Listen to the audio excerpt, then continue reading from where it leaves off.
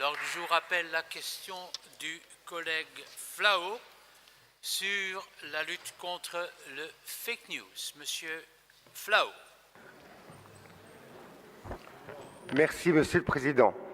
Monsieur le Vice-Premier ministre, ces dernières années, le phénomène des fake news s'est étendu sur Internet. Ces fausses informations sont propagées dans des buts différents.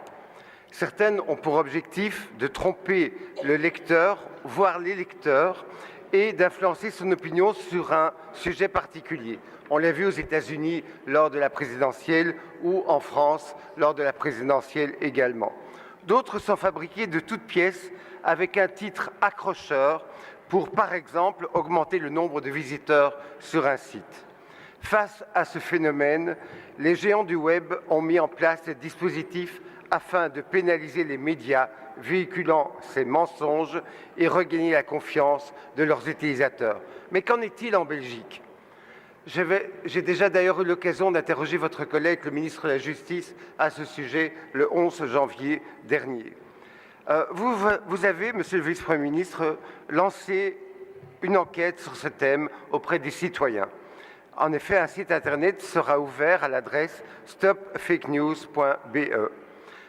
Par ailleurs, vous mettez sur pied un groupe d'experts qui devrait rendre ses recommandations, je crois, pour le 25 juin prochain.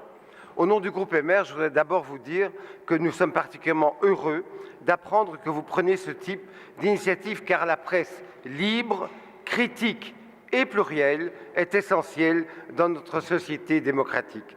Nous constatons en effet que ces fake news constituent un vrai danger. Et ma collègue Catherine Jadin réfléchit d'ailleurs pour l'instant activement aux moyens de lutter contre ce phénomène.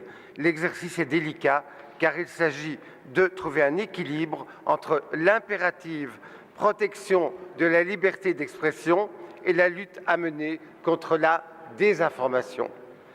Tout cela m'amène dès lors à vous poser deux questions.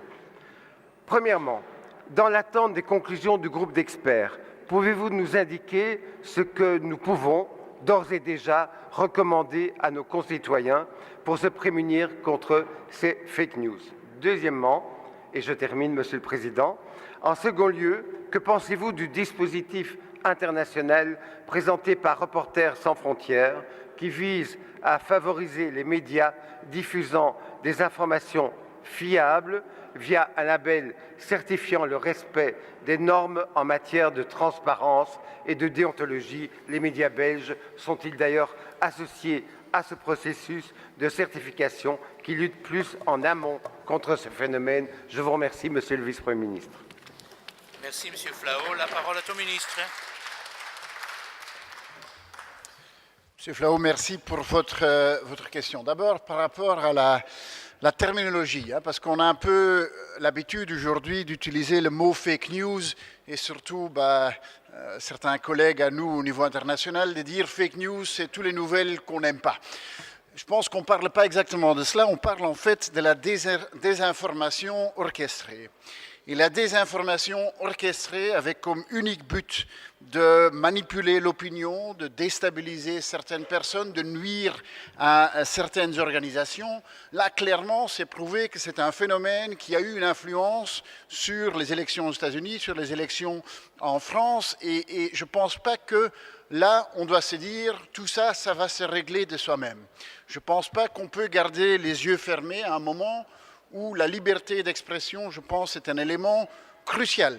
Et je vais être très clair, la dernière chose dont nous avons besoin en Europe, c'est une sorte de ministère de l'information qui va établir pour nous quelle est la vérité et quelle n'est pas la vérité. Pour moi, toutes les expressions sont libres, mais naturellement, quand on voit que des groupements étrangers ou même des gouvernements étrangers s'organisent pour essayer de déstabiliser notre société, de polariser l'opinion publique, je pense qu'on ne peut pas laisser passer les choses comme cela. Et donc, on a trois éléments dans notre initiative. D'abord, comme vous le dites, en effet, un groupe d'experts qui a comme objectif de venir avec certaines propositions, une consultation populaire, parce que je pense que c'est un sujet qui touche à tout le monde et donc tout le monde doit pouvoir s'exprimer. Et puis le 17 mai, un débat avec certains stakeholders par rapport à ce sujet. Alors, en grande ligne, je pense que certainement, par rapport aux grandes plateformes online, c'est tout à fait normal de demander plus de transparence.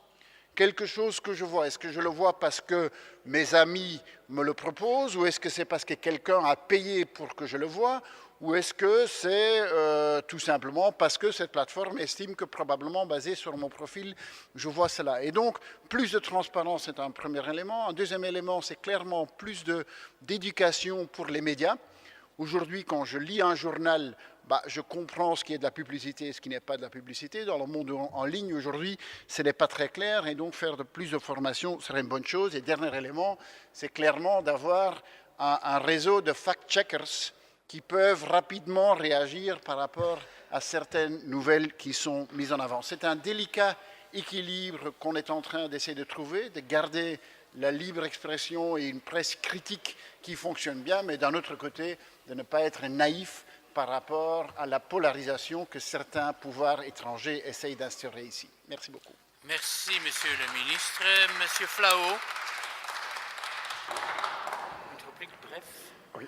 Monsieur le ministre, je vous remercie pour votre réponse fouillée qui montre que vous êtes particulièrement conscientisé par cette problématique. Je dirais d'ailleurs que nous sommes allés récemment en mission avec 3 de nos collègues, Herbert Lacarte, Christine Van Werenberg et Peter de Dunker, récemment en Lettonie, où cette problématique est particulièrement d'actualité avec l'influence de la Russie qui intervient là, et nous en avons discuté avec les responsables de l'OTAN qui sont sur place.